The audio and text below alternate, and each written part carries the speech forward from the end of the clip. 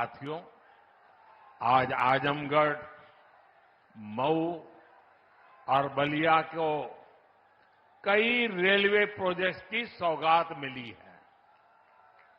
इसके अलावा Azamgarh railway station का भी विकास किया जा रहा है।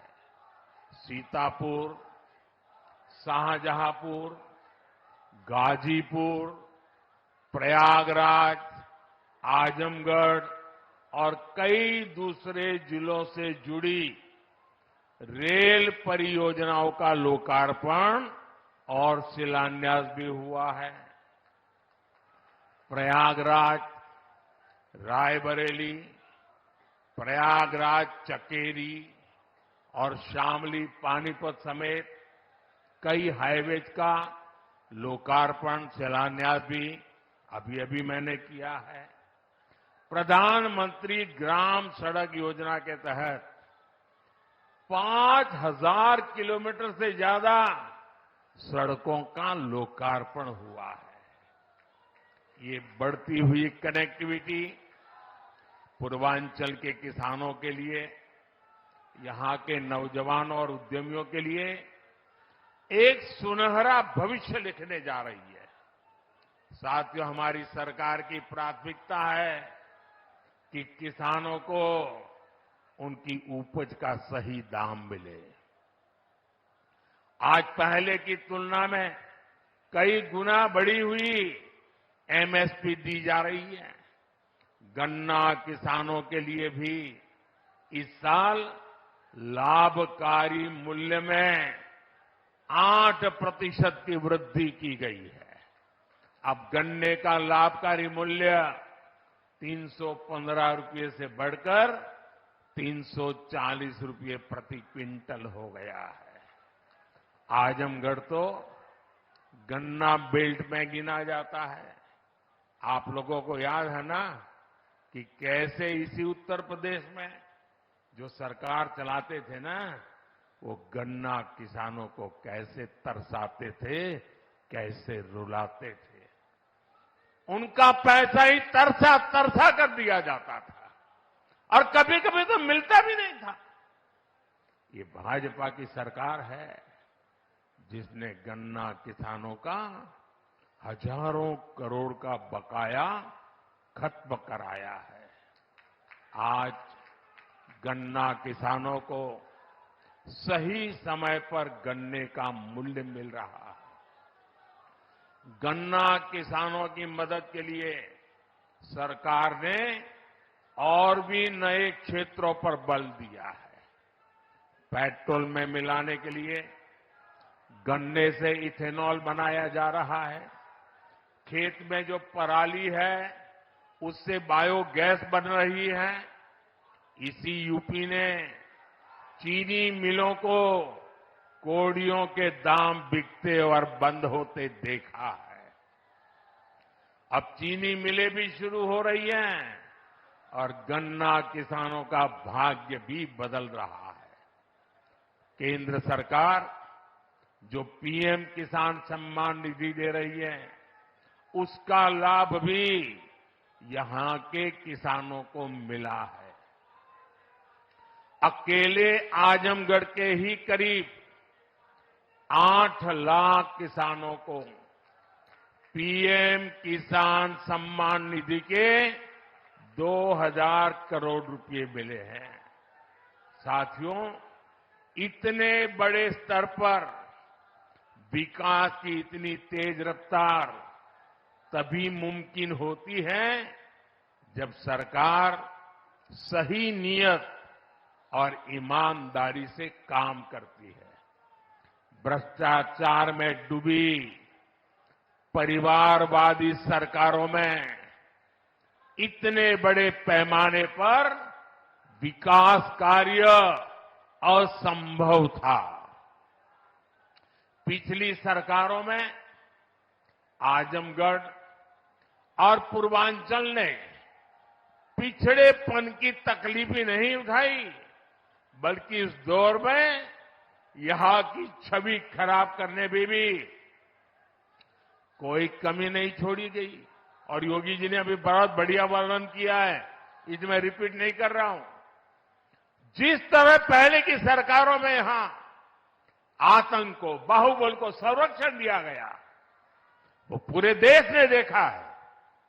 इस परिस्थिति को बदलने के लिए यहां के युवाओं को नए अवसर देने के लिए भी डबल इंजन सरकार लगातार काम कर रही है। हमारी सरकार में यहां युवाओं के लिए महाराजा सुहेलदेव राज्य विश्वविद्यालय की नींव रखी गई, उसका शुभारंभ भी किया गया। आजमगढ़ मंडल के हमारे युवाओं को लंबे समय से शिक्षा से लिए बनारस, गोरखपुर या प्रयागराज जाना पड़ता था। बच्चों को दूसरे शहर पढ़ने के लिए भेजने पर मां बाप पर जो आर्थिक बोझ पड़ता है, वो भी मैं समझता हूं। अब आजमगढ़ का ये विश्वविद्यालय हमारे युवाओं के लिए उच्च शिक्षा के रास्ते को आसान करेगा। आजमगढ़, महू, गाजीपुर और इसके आसपास के कई जिलों के बच्चे इस यूनिवर्सिटी से शिक्षा ग्रहण करने आ सकेंगे। आप लोग बताइए, ई यूनिवर्सिटी बन जाए से आजमगढ़, मऊ वालन के फायदा होई के ना? होई के ना? साथियों, उत्तर प्रदेश देश की राजनीति भी तय करता है और उत्तर प्रदेश देश का विकास भी दिशा तय कर रहा है। यूपी में जब से डबल इंजन सरकार आई है, यूपी की तस्वीर और तकदीर दोनों बदले हैं। आज उत्तर प्रदेश केंद्रीय योजनाओं को लागू करने में सबसे अच्छा प्रदर्शन करने वाला राज्यों में है। इसलिए मैं नहीं कह रहा हूं कि मैं उत्तर प्रदेश का सांसद हूं। आंकड़े बोल रहे हैं, हकीकत बता रही है कि आज उत्तर प्रदेश अग्रिम पंक्ति में आके खड़ा हो गया है। बीते वर्षों में डबल इंजन की सरकार ने उत्तर प्रदेश में लाखों करोड़ रुपए के विकास कार्य कराए हैं। इससे न सिर्फ यूपी का इंफ्रास्ट्रक्चर बदला है, बल्कि युवाओं के लिए लाखों नए अवसर बने हैं। आज यूपी की पहचान रिकॉर्ड मात्रा में आ रहे निवेश से हो रही है। आज यूपी की पहचान ग्राउंड ब्रेकिंग सेरेमनी से हो रही है। आज यूपी की पहचान एक्सप्रेसवे के नेटवर्क और हाईवे से हो रही है। यूपी की चर्चा अब बेहतरीन कानून व्यवस्था को लेकर हो जाती है। अयोध्या में भव्य राम मंदिर का जो सदियों पुराना इंतजार था, वो भी पूरा हो गया है। अयोध्या, बनारस, मथुरा और कुशीनगर के विकास के, इससे यूपी में पर्यटन भी बहुत तेजी से बढ़ा है। उसका लाभ पूरे राज्य को मिल रहा है और यही गारंटी 10 साल पहले मोदी ने दी थी। आज आपके आशीर्वाद से वो गारंटी पूरी हो रही है। साथियों, उत्तर प्रदेश जैसे जैसे विकास की बुलंदियों को छू रहा है, तुष्टीकरण का जहर भी कमजोर पड़ रहा है। पिछले चुनाव में आजमगढ़ की जनता ने भी दिखा दिया कि परिवार के लोग जहां अपना गढ़ समझते थे, वो दिनेश जैसा एक नौजवान उसे ढहा देता है। इसलिए परिवारवादी लोग इतने बौखलाए हुए हैं, आए दिन मोदी को लगातार गाली दे रहे हैं। ये लोग कह रहे हैं कि मोदी का अपना परिवार नहीं है। ये लोग भूल जाते हैं कि मोदी का परिवार देश की 140 करोड़ की जनता, ये मोदी का परिवार है। और इसलिए आज हिंदुस्तान के हर कोने से आवाज हो रही है, हर कोई कह रहा है, मैं हूं, मैं हूं, मैं हूं। मैं हूं इस बार भी यूपी की पूरी सफाई में आजमगढ़ को पीछे नहीं रहना है। और मैं ये जानता हूं, मैं ये अच्छी तरह जानता हूं कि आजमगढ़ जोन चा जाला ऊ कर लेवला।